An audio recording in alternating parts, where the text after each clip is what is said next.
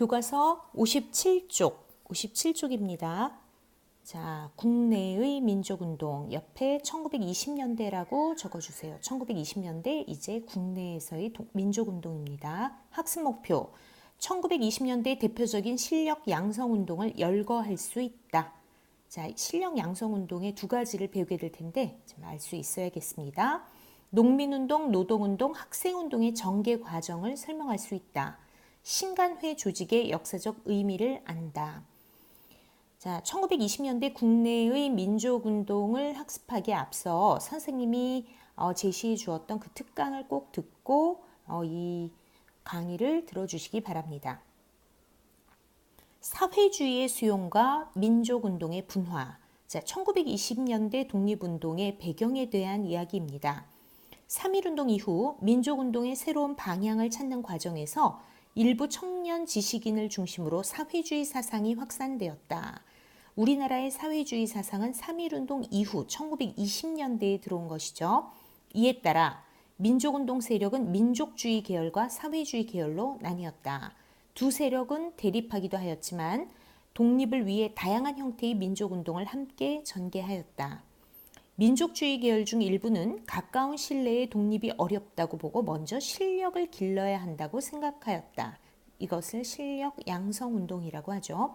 그리하여 교육과 산업 등의 실력 양성운동을 전개하였다.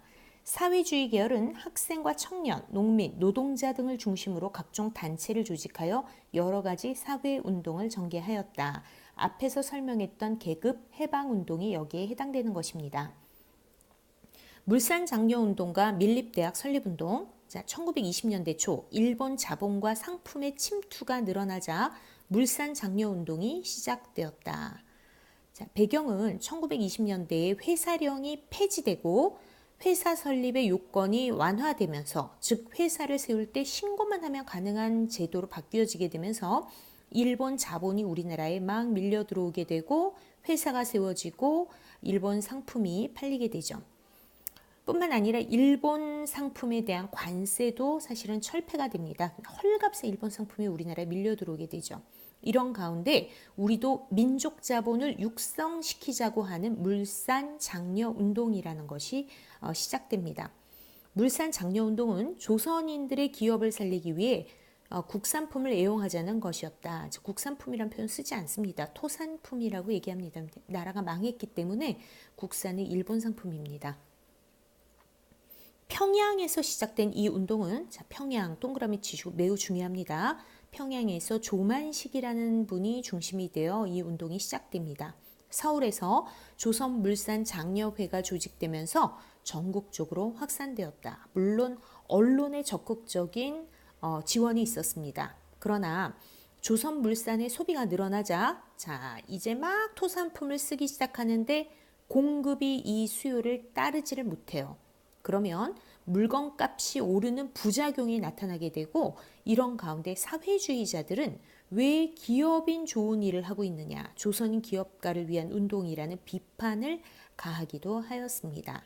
물산장려운동, 자, 토산품 애용운동을 통해 우리 민족 자본을 육성시키자라고 하는 것이 물산장려운동이라는 거 알아두도록 하시고요. 평양에서 시작되어 전국으로 언론의 지원을 받아 확대되었다. 사회주의자들의 비판을 받기도 했고 토산품 가격이 상승하는 부작용이 초래되기도 하였다. 이렇게 알아두면 되겠습니다. 물산장려운동은 한국사 능력시험 같은 데서 또는 한국사와 관련된 시험 문제에서 탑6 6번째 안에 드는 가장 많이 출제되는 운동이라고 하니 특히 상식적으로 알아두기 바랍니다. 조선물산장려회라고 하는 단체가 물산장려운동을 이끌게 되는데, 조선에서 생산되는 물건을 팔고 쓰자, 조선물산을 팔고 사자, 먹고 입고 쓰자, 이런 이제 구호 캠페인을 벌일 때에는 표어를 많이 만들죠. 그리고 내 살림 내 것으로, 우리 것으로만 살자, 조선 사람 조선 것 등등 많은 표어들이 이 시기에 만들어졌다고 합니다. 한편 일제는 조선에 대학을 설치하지 않고 주로 보통교육과 실업교육을 실시하였다. 이건 1910년대 이야기입니다. 이에 성금을 모아 한국인의 힘으로 대학을 세우려는 밀립대학 설립운동이 전개되었다. 그러나 자연재해와 총독부의 방해로 큰 성과를 거두지 못하였다. 1920년대에 접어들면서 문화통치가 실시되는데 이때 조선에서도 대학을 세울 수 있도록 2차 조선교육령이라는 것이 1922년에 발표가 되면서 대학 설립을 할 수 있는 규정이 마련되게 됩니다.